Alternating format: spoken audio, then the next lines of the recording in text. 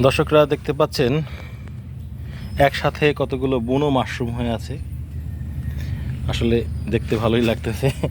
যারা করে ওই মাশরুম চাষ করে তাদের ভিতরে যেই ইটার মধ্যে মানে একটা মোচার মতো থাকে, এক একটা মোচা থেকে অনেকগুলি বের হয় সেরকম।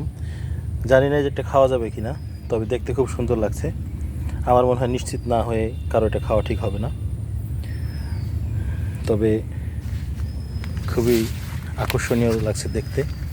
এই গাছটা একটা মরা গাছের গোড়া, অনেক সুন্দর করে চারদিকটা এভাবে গজিয়েছে মাশরুম।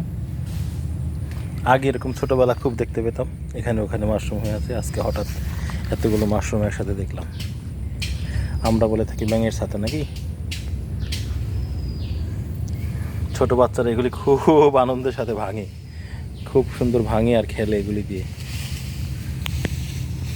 আপনারা যেসব মাশরুম খাওয়া যায় বাজারে বিক্রি হয় এগুলি খাবেন, অনেক রোগের উপকার হিসেবে কাজে লাগে।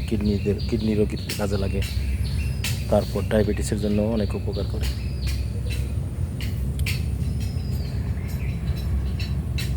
তো কেমন লাগলো ভিডিওটি কমেন্টে জানাবেন। তা আল্লাহ হাফেজ। আজকের মতো এখানেই শেষ করছি ভিডিওটি।